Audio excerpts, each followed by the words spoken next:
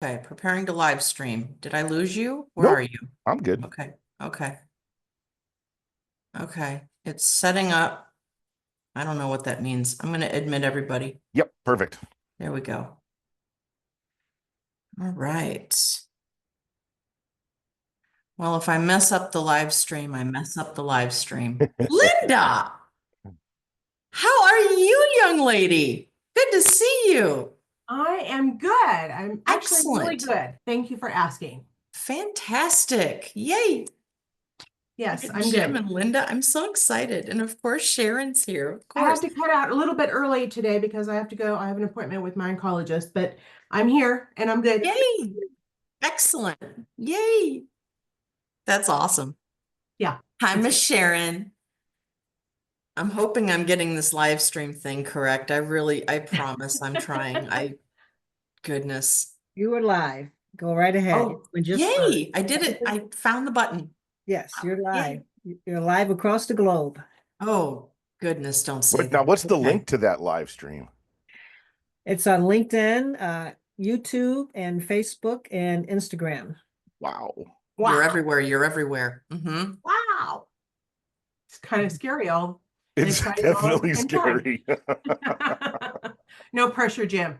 None at all. Yeah. Mm-mm. Nope. Now, honestly, the pressure comes because you guys know me a little bit more. If I was talking to a room full of strangers, there'd be no pressure. Exactly. Well, I Exactly. mean, we can be strangers if you Oh, no, want. please. Ah. All right, so who's going to the drone festival in Palm Springs? I'm not sure if my schedule's going to let me make it. So It's actually I'd not too love far from you, is it, Jim? No, it's not too far. As a matter of fact, I'm headed to Palm Springs on Wednesday for some work. I'll be driving right by the site. No, I'd love to go, and I know Skip is doing an amazing job, and this is Yeah, kind of a groundbreaking event, if you ask me. yeah, So, yeah. yeah. I hope nothing but the best. We'll let you know. Good. Please do. Absolutely. I cannot wait to hear all about Are it. you, Linda, Yes. are you volunteering? Are you going to help him out? Or you just don't? I haven't been asked to, Okay. but Yep. Desi has me scheduled as a fireside chat speaker on Oh, Saturday sweet. morning. Oh, that's even better. Okay, yeah, because I know he had sent out. I mean, he was real clear about. I've sent the invitations to the people I want to work with that I want. So I think he was pretty solid on getting people. I just didn't know if you were going to assist there or not. I wasn't asked. I mean, if there's maybe I'm not as in touch with Skip, as some others may be. So maybe he didn't know that I might be available, but, That's because, Linda, he has you down as part of the Women in Drones crew. Mm, oh, Yes. Oh. Yes. okay. Yes. All right. Well, that's good. there you Yeah. go. Okay, Desi. Desi's not here, so Sheila's filling in. So as soon as she returns, we will Yes, get going. sorry, I had to get the cat in. I mean, jeepers. And I had to Okay. put the cat out. So, It's they're so demanding. Yes. yeah, well, Well, you would have let's seen get a cat, going with walking. Mr. Jim here. Let me introduce him because I was asking him questions about things and I'm sure we'll get more into more fun things, but let people in before we start talking. Here we go. Oh, goodness. Oh, Yay. there's Yeah, Desi. I Parker's grabbed them. coming in. Yay. Nice. Perfect. All Well, there's right. a lot of names and faces we've seen before. That's great. Yes, it's fantastic. Welcome, everyone. So glad to have you here today. I do not have any announcements. I'm sure this is being sponsored by On the Go Video, but I'll just throw that out there. But we're so happy to have Jim here today. And Jim has his own business now, Ascend Aerial. Is it Ascend Aerial Data? It is the send aerial data. Okay. And he is going to be discussing his new business as a drone service provider. And Jim is just so experienced in so many flights. He is I can't even, these numbers just blow my mind. And those numbers are wrong. Let me just jump Okay. in, Sheila, and correct you because I saw the intro and it said something like 1,700 flights. Yeah. Well, it says 1,750 precision mapping missions. Yes. Okay. We need to adjust that. Okay. As of yesterday, I just passed through 8,965. Oh my, that's quite a difference. Right, Linda? Yes. Yeah, it does. So yeah, And more than 2,500 commercial and residential property shoots. 4,000 now. Okay, there we go. Yep. See? I think that was when I think that introduction you're looking at was when we first started the coffee chat, the Oh, coffee connection. So it's been a little oh, bit. got new data. It's Uh, all good. Awesome. But Jim also has shot dozens, maybe hundreds at this point, of creative projects with television, music videos, and many successful deals with Getty Images. So Jim also has loads of drones to play with from his new website, which I will get the link in here. It's beautiful website, by the way. I mean, just gorgeous. And his amazing wife is the CEO of your new company. Correct. Good choice. Very good I wish choice. she could be here. She wanted to be here too for the introduction. Well, she's a CEO, she's busy. Yep. So getting stuff on your calendar, no doubt. Right. But Jim is, looking for questions throughout and would prefer this to be more of a roundtable type discussion. So Jim, please take it away. I'm so Awesome. excited to hear what you've been doing lately. Awesome. Well, thanks very much, Sheila. I have one of the things I want to start way back with is that when I was first independent, Women in Drones was the first. I don't want to say charity, not a charity. It was one of the first groups we decided to sponsor and support. As a college level instructor, um, teaching to the female audience has always been great because I'll give you a quick background. I used to be a heavy truck instructor, teaching buses and semi trucks, and every time a guy would come into that class, they'd go, "Yeah, I got this. I got this. But let me figure this out." Where every single woman that came into my class sat in class, paid attention, learned, and excelled. So I always thought that having a staff of women pilots was definitely beneficial. So Women in Drones is near and dear to us. So wanted to make sure that we started with that. Well, I appreciate also the ability to correct the flight numbers. What I like to tell people is that now I'm at 8,900. We're probably going to get to 10,000 here real before the end of the year for sure, maybe sooner. But that's just since I've been keeping track. I think we really started in 2016. Yeah, I think 2016 is when I started keeping digital flight logs. And these flight logs are only for the aircraft that we have that provide automatic flight logging, such as the DJI and a couple other brands. My fixed wing units don't do that. And that also, none of my flights are recorded that are performed using someone else's equipment. Both Desi and I spent months on the PG&E project, and I probably did 1,000 flights for PG&E, and those are not reflected in the numbers we're talking about. Weren't my records, weren't my logs. We were working too hard to keep logs for our personal selves back then. But that kind of takes us to what I want to talk about today. And if I see me looking up, I have to apologize. I got a new monitor, so looking at my monitor doesn't have me looking at my camera, so I have to fix that. But times are changing for drone pilots. They really are. The environment is dramatically changing. And I'd like to share the path that I've taken and how these changes have been presented to us, myself, and how we've met them or worked with them. But there are things on the horizon now, and I maybe should load up the chat window. Right, there we go. Yeah. There are things on the horizon now that are really important for drone pilots to be aware of, because what's really happening is the industry is pushing, and I want to make sure I have a little script here. I want to stay on the script because I have a tendency to run away. Things are changing as these data providers are pushing for more data. The first example I'll give you is that Drone Deploy.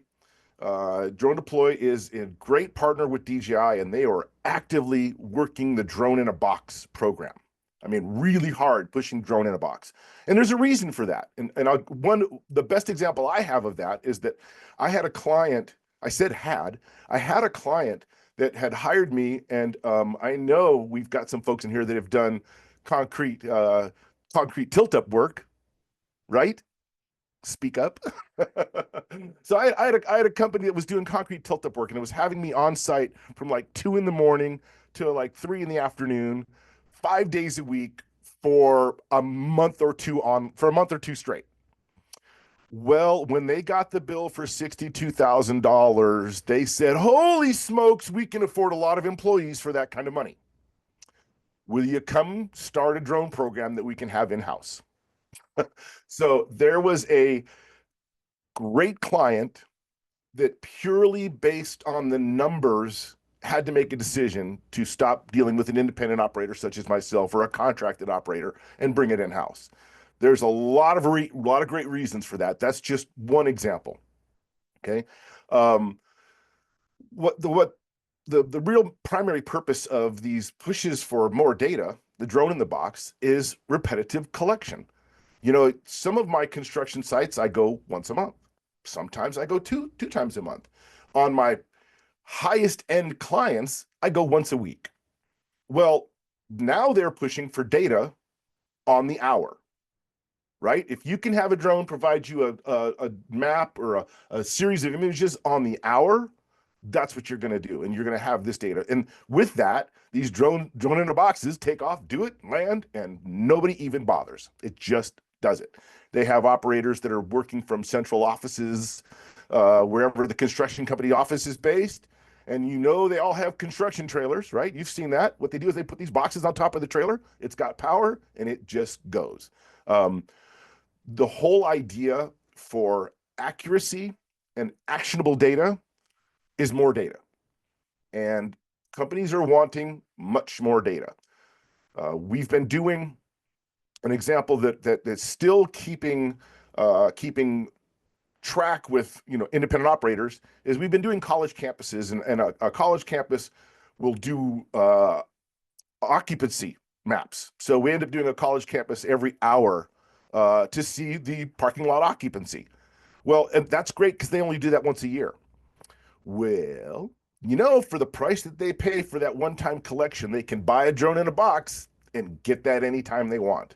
And that's what's happening. It's really happening at a higher rate. So the larger companies are being really pushed away from the independent operators. The brokerage houses are losing ground to in-house operations. And brokerages such as ZiteView, and then there's plenty of them, we all know the names. Those brokerages are losing ground to this repetitive data. And here's the best example that I personally have for that. I was doing all the Home Depots in San Diego County for their roofing conversion to solar inspections. So we'd go out to the Home Depot, do a flight. They'd install the solar. We'd go back and we'd do the solar again. So that was pre and post construction, and then every once a year for the solar panel inspections. Well, I reached out to Home Depot and said, "Hey, boy, I tell you what, we can do a whole lot more than San Diego County." And the person was kind enough to give me a minute of their incredibly valuable time when she said to me, "Jim, I'm responsible for 2,700 Home Depots. I cannot call 2,700 different pilots. Don't have the time for it. I don't have the need for it. We just don't have it." So that goes to a broker, right? And the broker then finds local pilots in the area to do it, which is what this example was. Well, now what's happening is that they want it more often.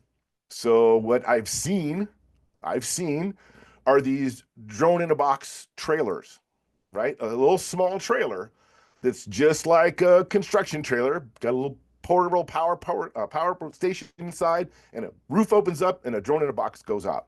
And what's happening is that there are operators, and they are not 107 certificated, They are Rios, if you will, that drive these cars out, open the roof of the trailer, and the drone takes off with an operator flying from 2 states away. But that person then can drive that trailer to many, many, many Home Depots in a day, and they can do that route.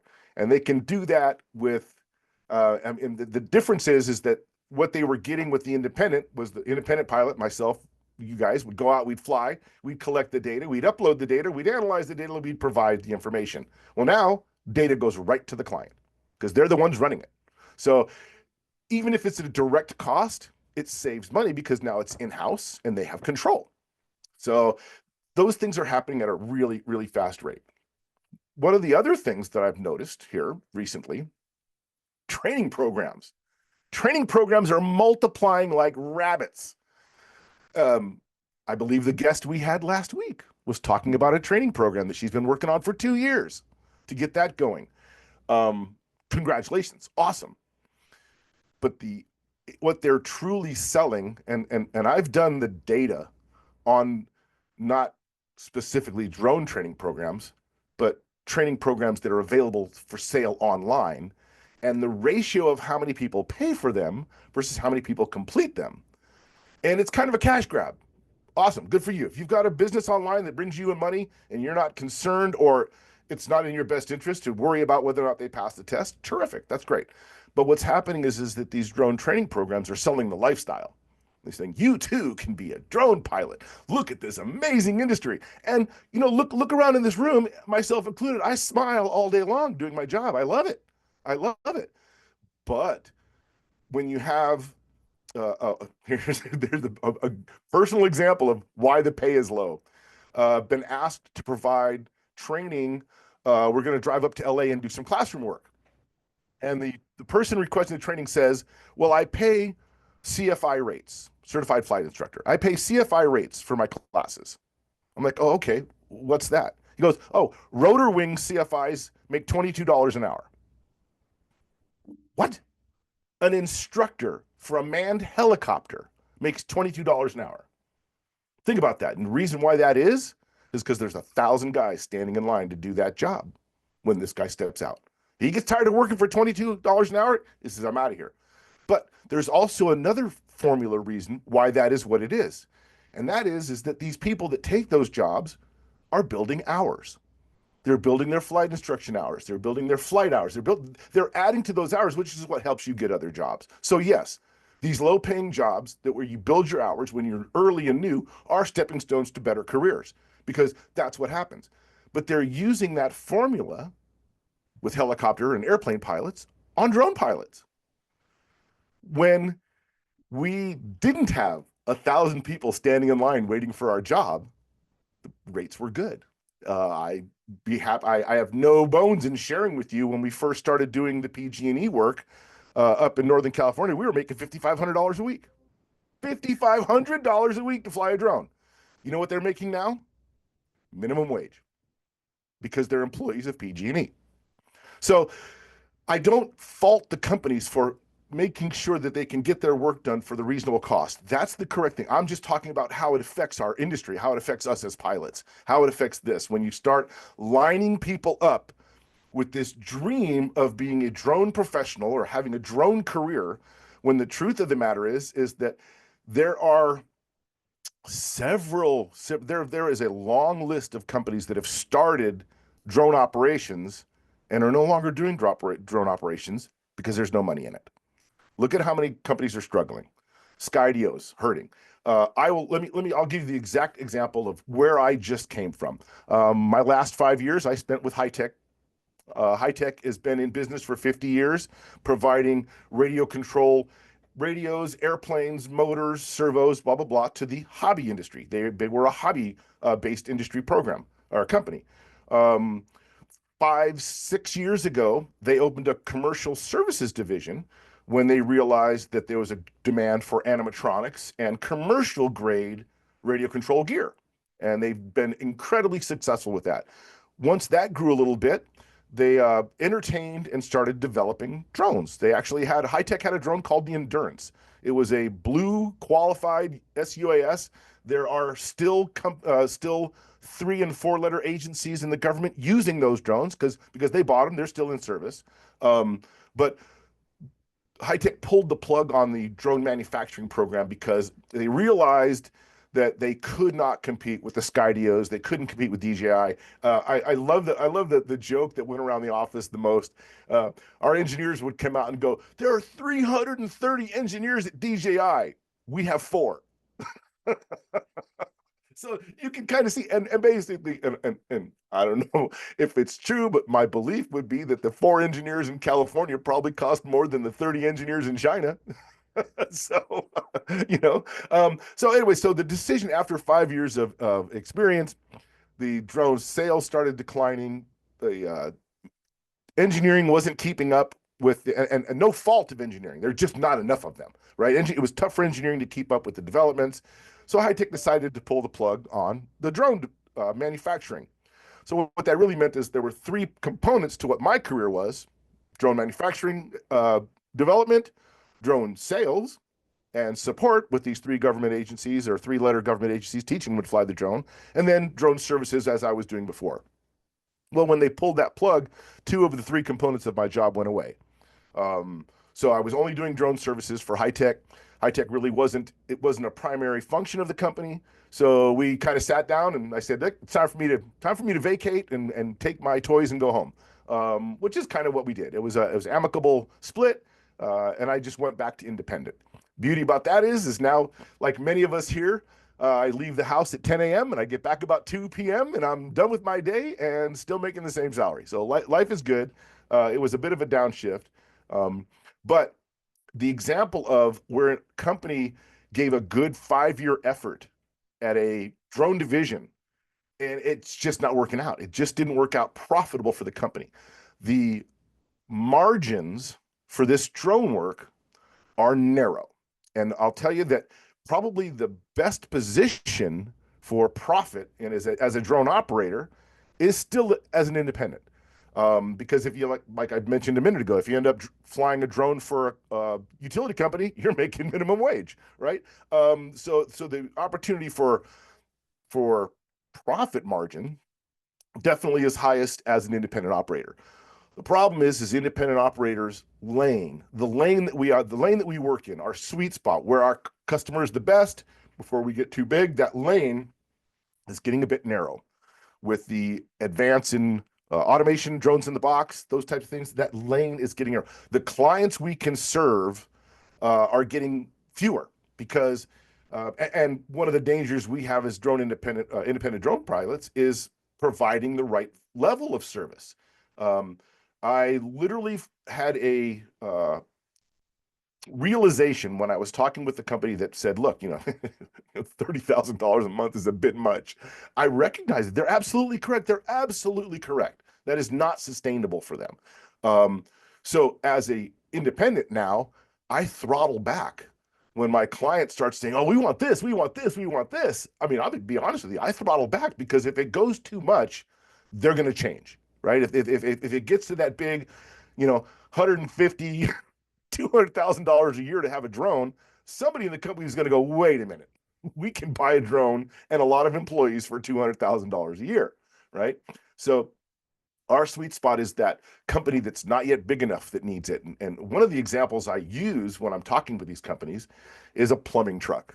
Believe it or not, I use the plumbing truck example, right? Okay, if you own your house and you have a plumbing problem, you call a plumbing truck. You call someone that comes out with a truck, right? Well, how many houses do you need to own before you should own your own plumbing truck, right? And that's kind of where we talked about with these independent operators. How many properties are they working at a time? Where is that value for them? And keep it to that point where they can still afford it. Those are some of the fine things. I saw it looks like James raised your hand. James, what do you got? So I, Jim, I really appreciate everything that you have to offer. I'm 37 years Navy. I've been doing drones, actually regular size helicopters for probably 20 years for the U.S. Navy off the coast of West Africa. And drones still has a big issue with general acceptability. And I agree and disagree with your, I've seen both sides of it where drone operators don't get paid enough. But I'm with InfraGard. I work with the FBI. The FBI has seven drones, and they don't know what the hell they're doing. They really don't know what the hell they're doing. Yes, And sir. I always said you can be an Indy car driver, but not be really good at it. And if you had all the education and training, that doesn't make you a good Indy car driver. So, what's really a challenge in Michigan is there really aren't no really good drone operators. Actually, I've run into some good drone operators, but they don't know how to market themselves. And I was working with some folks down in Florida that were working on the hurricanes down there, and they was trying to punch into it. And I said, well, you need to talk to FEMA. Of course, we know the story on FEMA right now, but you need to network with some people within the Florida state government that are going to subcontract this work out. And you're right; it's better to be really good, have all your credentials, and then go out and market yourself. So we really need to talk about the how do people really make money. I know Desi had somebody on here from LA, and he's working for Paramount. He's making $450 an hour. So Audrey asks the same question, and I'll be happy to go into that. I'll Go be happy ahead. to go to that. All right. One of the modules, and thanks, James. That was great. One of the modules that I taught, and I see some of my students here, so they know what I'm talking about. One of the modules I taught in my class was I subtitled it "How to Make Money with Your Drone." It's like, okay, you got your 107. What now? And what we would talk about, what I would instruct to is all the things I wish someone had told me, the things that it took me 15 years to figure out how to make money with a drone.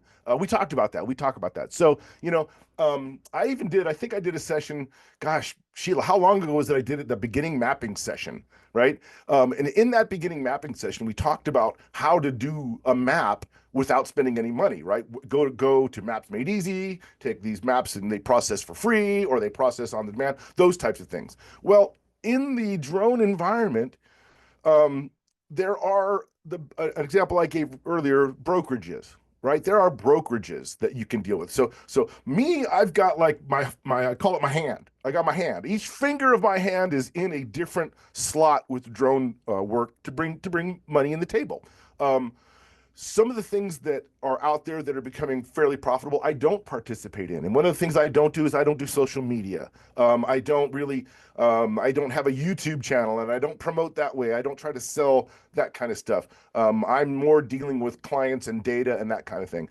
But with that in mind, there are brokerages that you sign up for that it's like Uber. It's a gig economy, and that was one of that was it, Sheila.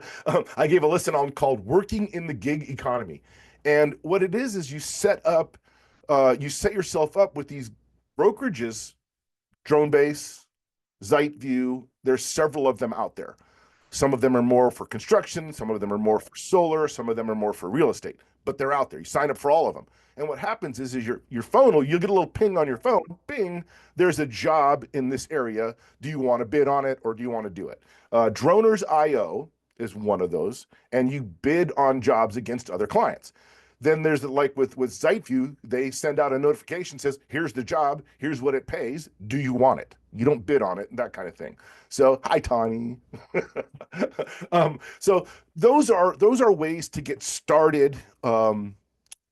Boots on the ground, flying for hire. Now I took that and I expanded on that because one of the things that back in the early day, and my students know how I talk about this, is that the showing up looking professional, having your gear in attends, driving the correct vehicle, wearing the right clothes, all those things are what gives that first impression when you get on those job sites. Now, and I know this is a fine line, right? When you are hired by a brokerage to go someplace and fly, you're hired by that brokerage. You're representing that brokerage. You're not representing yourself. And one of the things we dance around every single time is if a client's there and they go, oh, by the way, can you do this? right? Oh, you got to talk about this for a second and make sure you're on the same page. Okay, look, I've been hired by this company. They're paying me out to do this. If we want to do this, first of all, I had like a couple things that I'd state first. First of all, you asked me. Let's get this on the table. You asked me. I didn't bring this up. Second of all, what you're asking me to do is beyond the scope of the work that I'm doing for this company here, right? Correct. All right, we agree. Here's my card. What do you want to do? And those were the things that brought my client list up. Going on a brokerage job, being on a construction site, looking like a professional, doing a good job, the construction supervisor comes up and says, hey, can you come back next week? See, those are the things. Those are how you get out there, you do the job, you meet people. That's one way to increase your portfolio or increase your client base. Then one of the things I would always do is, first of all, always have a drone with me, right? And I would capitalize on things like newsworthy stories, things like that.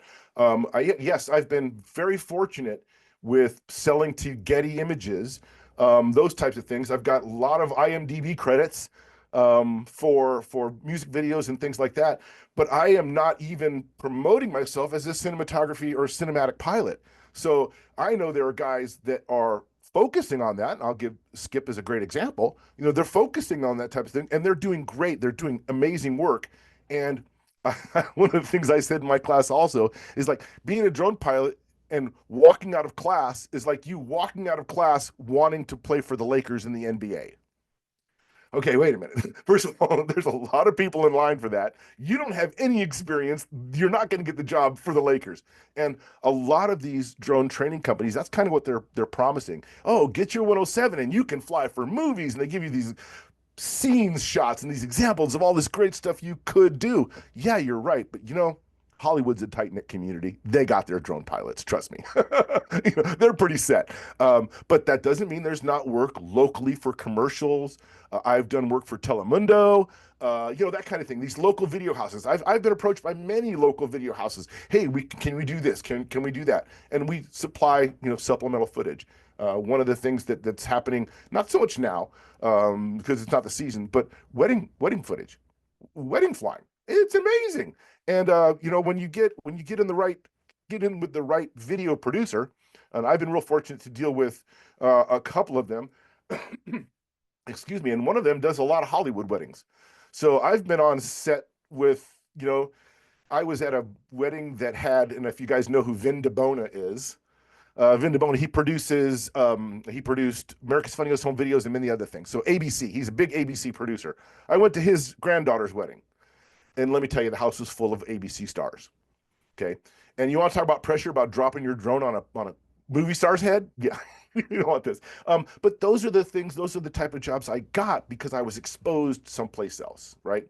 So your client list can grow a little bit, even if you're not actively marketing and cranking out money for YouTube clicks or Google clicks and things like that. You being out there does it.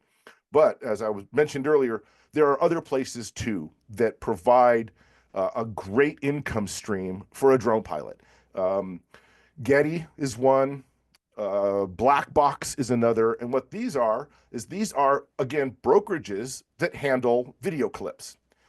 And I guess the best example there is like I'm sure you guys have all seen that MTV show that's on MTV 724. Well, it's a TV viral clip show where they show viral internet video clips. Well, they have to pay for those, right? They buy those to put them on that show. There's royalties involved. So what happens is you start shooting some of these viral video clips. Now, viral video clips, kids crashing on skateboards, bike jumps going bad. That's not what I'm talking about. Those are on that show. They're entertaining. They get paid for. I'll give you one of my closest examples of how a viral video clip can pay. One of my students was flying a drone down in the South Bay. He was flying his drone. And as he was flying his drone for a job in the South Bay, he looked across the bay and saw a smoke trail. And apparently there was a boat fire had just started at a shipyard. Well, he packed up his stuff. They were on a boat. They hustled across the bay, and he got some video footage of the largest ship fire in San Diego. And this was, oh my gosh, this was 2012. This is how long ago that was, 2012. And he got the video. He sent it to all the local news stations. And at the time, and this is different now, at the time, American news agencies did not pay for news. They didn't do it. Now you can get paid. But at the time, they didn't pay for news. That's how we learned that. He said, hey, what am I going to do with this? And they said, oh, we could sell this overseas. So at the time of this happening, the only people that would pay for this news were overseas news agencies. And they snapped it up like crazy. 3.5 minutes of a boat fire, of an expensive yacht fire, has netted him to date over $60,000, but it was an instant payoff of about 30. And this was a guy who was living on a sailboat that didn't have sails. And he goes, I'm buying sails. I get to buy sails. So here's where one drone job that happened to just be there. He wasn't planned. It was fate. He got it, got this footage. News agencies went crazy. Boom. So that's one example. Keep a drone with you, because if something happens, you want to record it. That's one way to make money with that. Getty images. So I've been super fortunate with my Getty. And how this happened, how Getty happened for me the first time was I was on vacation in St. Louis. We were just taking a vacation in St. Louis. At the time, I was working a brokerage and I had my cell phone and my drone with me. This is hilarious. We were driving cross country. We are rolling through Tennessee. My phone pings. I got my wife and a baby in an infant seat in the back seat. And I said, babe, can we make a left turn? There's a shopping plaza 4 miles over here that I can get paid to go do. And we did. We just took a turn, and I did a shopping plaza, got back on the road and headed off to St. Louis. But once we got to St. Louis, we were cruising around, and I guess there was figure everybody's familiar with the city. There's a place that's the old industrial zone that's quite neglected and abandoned. It's been abandoned and neglected for years and years and years. So it's falling down warehouses, old railroad tracks and old manufacturing buildings, the roofs collapsed and things like that. But there's a wall that lines the river, and this wall is covered in graffiti. So I said, well, that's interesting. So I just grabbed my drone and I did down the wall of graffiti, not even thinking twice about it. I did a whole bunch of I did a rise shot that revealed the St. Louis Arch that I thought was beautiful, submitted all these great styles of St. Louis. This graffiti shot has been bought 5 times. So something that I put up on Getty years ago continues to pay. And that told me that, boy, I tell you what, graffiti pays. And one of the things I do now is if I see a wall with graffiti, I go get it. I go get it and I put it up, because it's the type of shot that movie producers and TV shows like. It's an establishing shot. It's an area shot. What I mean by establishing shot is a great example is Seinfeld. Seinfeld, you thought was in New York City. No, they filmed it in Hollywood. There were establishing shots of the building. 30-second video clip of this building in New York, right? How about Married with Children? They start the show, Married with Children. Dun, dun, dun, and you see the big fountain in Philadelphia. Tells you where they live. Filmed in Hollywood. So these types of shots are very, very profitable. And there's brokerages out there. I just got a ping this morning. There are brokerages out there that will send to pilots they know that are in the area that they're looking for a shot. And the one that their company's looking for now, they're looking for nighttime downtown Tijuana shots. Well, sorry, I don't cross the border. I'm not going down there, taking my drone and coming home without it. Not happening. But that's just an example where you get these pings of a producer that's looking for something. And there was one, another place that we're very well established is in Loop TV. I don't know if you guys know about Loop TV. Loop TV is one of those video providing companies that provide monitors and videos to companies. I just saw my footage in the airport, where we were coming home from, was it Miami? We were in the airport in, I think it was Miami, and on one of the monitors, they were playing Loop TV. I look up, look, there's my drone footage of San Diego, right? It's just B footage. They call it San Diego from above, or whatever city. And you just go out and you take some of these great scenic shots, you provide them to Loop TV, and you get paid every time they play it. So another way that brings in just some residual income. The viral houses, one of the things that's great about these is that, I had to take a step back. I forgot the main thing is that one of the things that Kurt did when he got that sailboat job, or got that sailboat paycheck, is he called me up and said, look what I got. Oh my God, look at this. I said, do not put it on YouTube. Do not put it on YouTube. If you're trying to sell anything, don't make it free anywhere, because that's what they'll just do. If you put it in the public domain, they'll just go record it, take it, and put your name on. Video provided by blah blah, not give you a nickel. So if you really have something spectacular, do not put it on YouTube. Careful what you put on YouTube, or any other, what's the other one? Begins with a V. I can't think. Another video clip place. If you put it on the domain for free, you can't do it. If you put it on YouTube as a monetized video, you have to have your copyright on it, because they'll just pay you the nickel that you get from a YouTube view is all you'll get from that. You have to put your copyright on it and make them pay for it if someone else wants to use it. But those are the things that you definitely begin to do to start to make money right away. One of the things that we always did was in class, I would get them signed up on these brokerage houses so they can literally do jobs right away. And I just saw a couple days ago, one of my students, Shane Parker, did a little quick video. He's doing dam inspections, right? He did the dam inspection at La Mesa. And that is something that's just was a broker related job. He got picked up and now he's doing it permanently. Worked out great. Those are the things we've actually done. I'm looking at the questions. Have I missed anything? Or are we good? Tawny had a good one about when you're working more data related. Do Mhm. you need the OSHA 10 or 30? Yep. What Yep. would your advice be with a newer, I'm sorry, I'm trying to find it. Do you require your pilot that assist and go on site to have OSHA cert or Yeah. OSHA 10 or 30? Awesome question. So there are a couple of philosophies, and I'll tell you my personal philosophy. A great example is my L1 thermal certificate. My L1 thermal certificate lasts 2 years. So it was $2,300 to get my L1 certificate a couple years ago. 2 weeks ago, I got a job. And the guy says, "Oh, can I send me a copy of your certificate of thermal training?" And I pull it out of my wallet and go, "Oh man, it expired in October." He says, "Can you get it updated?" And I go, "Sure, hang on a second." I go online. It was $800 to take the test. So thermal certificate cost me $2,300 to get. Never got a job because of it. Now the first request is going to cost me another $800. I basically said, no thanks.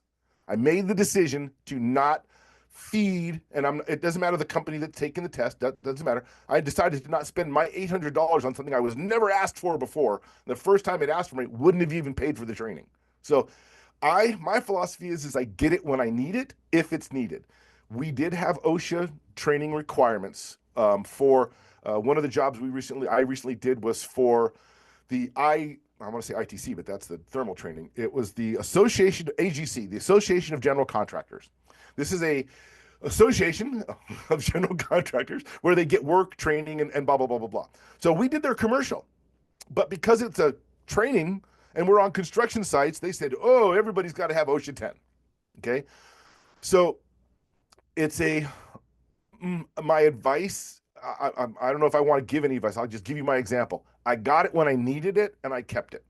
Right? I didn't have a need for it till a client said, "Hey, in order for you to do this, we need you to have this." Okay, no problem. I did it, and now I'm keeping it. And now we're a little higher up because it's hours. OSHA 10, 20, 30. Right? It's on hours spent. Many companies don't care. Many companies don't need it.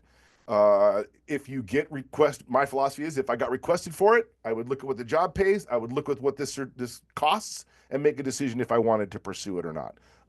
There have been times where we have balked out. A great example is a solar job we were just bidding on for Northern California. They needed some, they had some peculiar requests that were a little unusual. And I didn't think that I needed to spend the money on the gear for the job I was going to get because the gear wouldn't work for me anywhere else. So I said, no problem. Thanks a lot. Find another pilot. Yep. I'm not the best pilot for your choice. Did that kind of answer that question? My philosophy is get it when you need it, to build up a lot. Now, one of the things though is I do have respect for credentials. right? When someone shows up, and I'll say this, I say that I have respect for credentials as I look toward my AMA membership, and I'll tell you that in the AMA, they literally had to change the design of their membership cards because I had too many credentials that would fit. Oh, he's not gonna see it. Oh, you can't see it because of my background. Oh, sorry. Because I have too many credentials to fit on the card. They had to change the font size because I have associate vice P, IP instructor, leader scientific, leader admin, leader flight, those types of things. So I pay a great deal of respect to those that are credentialed. And if a pilot came to me that had those things, that tells me that they've been through the training. It tells me a lot about them. But I would also ask, why did you get this? How did you get this? Because I'd like to know if they did it through a job or if they did it on their own. Because a lot of the things that those certifications and credentials carry don't really translate to drone pilots. We're not at a place yet where our stripes on our sleeves are drone related. They're industry related, just like the ITC thermal training had nothing to do with flying a drone. It was about the thermal camera, analyzing the thermal images, being able to do those things, right? That's what it was about. So certifications, I have a lot of respect for them. I choose the ones that I get wisely, and I basically only get them if I have to have it. Yep. Yep. Cool. I went to the home show in Buffalo this weekend and I bothered tree trimmers, roofers, for inspections and things and asked, do you use drone pilots? And some of them were like, yeah, we got our own. I said, are they certified? Yeah. Okay. Good. So, just, and then other businesses had questions. So, Yep. um, So I had last month, I went out to Quartzsite, Arizona for the Truck Camper Adventure Rally. And the Truck Camper Adventure Rally is the largest truck camper rally in the US. And I gave a drone class there. And my drone class was about traveling with an RV and a drone. And, and what I was really addressing, there was probably 15, 20 social media content creators in attendance. Boy, you want to talk about a group not having a clue? Holy smokes. They go to Best Buy, they buy a drone, they put it on the internet, and away they go. They don't even bother. I was stunned at the volume of people in this audience that claimed to be professionals that had no idea whatsoever. So we spent a lot of time talking about airspace, and I showed them how to get link requests, and we talked about being able to tell if this is an area you can fly in or not. And the beauty about what I was doing is Quartzsite, there is a Yuma Proving Grounds. There's a U.S. military proving ground facility maybe 15 miles away. Okay, so let me back on a little bit. Quartzsite is a area in Arizona that is like the largest boondocking, largest overnight. They have the most BLM land that you can stay for 14 days for free, move to the other state, stay another 14 days, blah, blah, blah. They have these large, incredibly large areas. It's super popular out there when it is not nuclear, when it's not 200 degrees out there. So during the wintertime, the place is popping. During the summer, there's nobody there. But when we were there, we were talking about airspace, and literally 5 miles down the road, in 2 days where we were at, because one of the things I missed the good part when the announcer first started at the welcome session, at the very first session, he talked about flying drones. Yes, you can fly your drone here. As a matter of fact, we have a class. Yes, the airspace is G, blah, blah, blah, blah, blah, blah. But he never said anything about what was going to happen in 2 days. Because in 2 days, they were doing GPS interference testing at that Yuma Proving Ground, and a TFR was lifted that went out 30 miles. If any of them chuckleheads in that park tried to fly their drone, they'd have problems. But that was the example. Like, here, you go out there, what is perfectly legal today in 2 days may not be legal. And you should just, the look on their face when they're like, oh, I didn't know. And, one of the big examples I did, and I didn't do it here, was started talking about FAA fines and how much the FAA has fined drone pilots in 2024. Anybody want to put a guess? I'm shifting gears on this because is your total before the firefighting plane got hit, or is it after? Yes.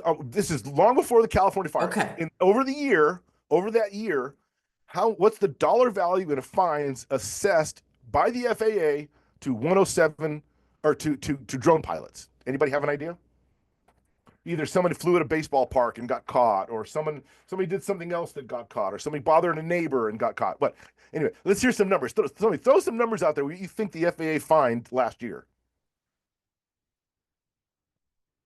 Nothing. Nothing. All right. Linda's bet is 250 grand. Oh, there we go. Tawny's guess is at 500,000. Jill, I'm thinking she's meaning 300,000. There we go. Those, okay. Audrey has Yeah. 100,000 maybe You on see, there. at least you're thinking logical, respectable, appropriate numbers. Okay. It was $1.2 million last year in fines assessed by the FAA. Why don't you hear about this? How come nobody knows this? Well, it's not the FAA's job. And to be honest with you, it's not big news, right? We've had a pretty big news year, right? And some local pilot who got caught flying his drone over a parade is not big news, but they got caught and they got fined, right? What about that Philadelphia guy? Does that include that Yeah, 200? includes him. Yeah. Mhm. Yeah. So you have this, you have chuckleheads flying drones, 107 certificated pilots flying drones in front of firefighting aircraft. The FAA is tired of it. FAA is tired of it. Now, DJI turns off geofencing. Oh my gosh. Hang on. Buckle up. Here comes the big one. So in San Diego, associated with a couple of amazing engineers, used to work at high tech, that are working on projects that are remote ID scanners, if you will. Oh, the data that we are seeing in the testing phase of these remote ID scanners is scary. It's absolutely scary. I saw a map, Angela, I'll get right to you. I saw a map that included Lindbergh Field's runway, and then all these red dots all around Lindbergh Field, which was every place remote ID was activated near that airport. There was one flight. Now, somebody taking off in their backyard. Yeah, okay, almost acceptable. Still not acceptable. But there was one flight that was literally 700 feet off the end of Lindbergh's runway. That was a dot and a perfect circle of dots around a property. You tell me that's recreational. You tell me that's recreational. And that this guy, there's absolutely no way Lindbergh would have authorized that flight under any circumstances. And there was remote ID data right there of someone doing it.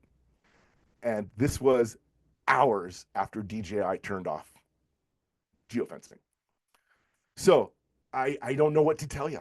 There are 107 pilots out there that are completely disregarding this. There is an incredible number of recreational pilots that don't have a clue, and they're just doing it. And now the drone's not stopping them.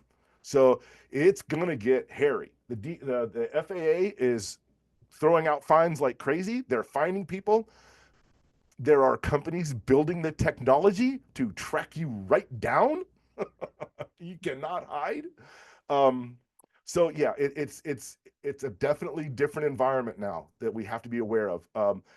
When drones first came out, drone pilots were unique, and look a drone. Now they're everywhere. I go places. Now, look, I see a drone going back and forth over a parking shopping mall. Someone's working. Good for you. They're out there every day. But man, the responsibility level for the drone pilot has increased. The responsibility level has increased. The pay has decreased. More people are out there doing it. Here's a fantastic example of the pay decreasing. One of the brokerages has a policy to their clients that if you come back, we'll give you a discount. So here's how this works.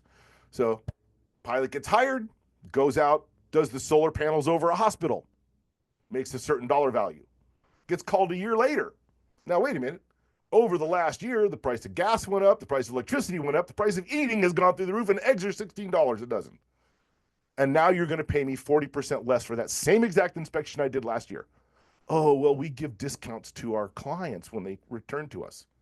Who's the only person that loses there? You know the brokerage company's making their money. It is coming directly out of the pilot's pocket. And why is that? Because they think pilots now, through all the training, are standing in line for this work. and they are. And what happens is I will tell you, there is one broker that their philosophy is purely to chew you up and spit you out. And what I mean by that is they're only interested in the pilots that have never done this before. When they offer you $50 to drive 100 miles to do a map, because you've done that once, you won't do it again. But the company got it done because they got someone to do it, right? And don't worry, you'll step out, someone else will step right in line and do that job and do it and realize, oh shoot, I didn't make any money. Yeah, yeah, those are out there. There are these brokerages that will absolutely squeeze you for every nickel. There's also brokerages that will put a budget on a job. I'll just round number, budget on a job of $100 and you bid 200. Sometimes you get the job, right? It's okay to go up. It's okay to go up. But one of the things I think drone pilots, what I would always advocate for is standing firm on getting paid. Any of my students that have always worked for me, that have worked for me in the past, know that I walk the walk and talk the talk. I pay my pilots appropriately, even at the cost of a profit margin. It's important that these people, that skilled technicians, get paid for their work. But the environment's getting thinner. The companies that are paying more are bringing in a house. The like I mentioned earlier, that lane is getting a little narrower as far as the amount of work available for a drone pilot, and there are more drone pilots out there. So Jim, I we're know closing in on 1 o'clock. So do we want to get What, Angela's really? question? Gosh, I was just getting started. I know. All right, let me double check my notes here, see if there was anything else I needed to cover. Solar fields are going automated, farms are going automated. Everybody's pushing for data. I think I've pretty much chatted about a few things. If we want to spend a couple minutes on questions. Angela has one. Yes. Hey, Angela D'Esposito. I work for Portland Community College. I'm the UAS outreach coordinator. I do outreach with high schools and community partners, Part 107. And I also have my GIS and UAS certificates, and LiDAR 1. I see, going back to the FAA, I see an opportunity for, I agree 100%. People go out and buy drones and they have no idea, how to use them legally. And I see an opportunity in some kind of partnership between manufacturers and the FAA to where there's at least a sticker on these drones, on the boxes, that say you have to take the trust cert. And I'm not exactly sure. We know some people in the FAA, and there's been some conversations. But I think, that's like one step, or at least some kind of signage in places that are required, that the FAA might require, if somebody's selling drones. But I see there's potential for some fixes and some education out there. But yeah, that's, was my 2 cents going back to that topic. Down to Well, 2 minutes, folks, just so you know. I like that you're Angela, you reflect what we're talking about, right? That's kind of just more proof that what we're talking about is really what's happening. So I saw another question. Someone said, during those projects, I saw somebody have a question on a contractor at the end of a job not paying. Okay, well, that happens. So one of the things that we've done with smaller companies is we make them pay first on the first job, right? That does a couple things. So they pay in advance on that first job. That's one thing to do. That way, once you've established a relationship and they've sent you the checks or they're doing ACH deposits, you're off to go. But if they do not pay, you only have one choice, really. And that is, first of all, how much was this job for? And you have to decide how much of your time do you want to deal with small claims court to get this back, right? The bottom line is they owe you. That's the fact of the matter, is they owe you. And I'll channel Sharon, get the contract signed. Yeah. Oh yeah. She's exactly. So I personally don't like contracts. I like working agreements.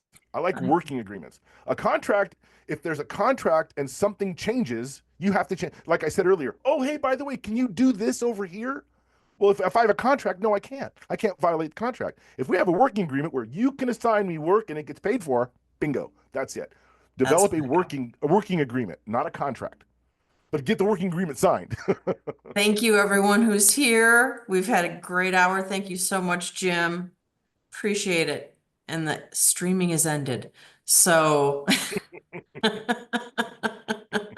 Well, and Audrey, you said if you wanted to reach out for questions on email or phone, absolutely. Let me make sure that I get all my data in the chat, and I'm available not 7/24. Please don't call in the middle of the night, but anytime business hours. If I'm not in the air, I'll answer my phone. So.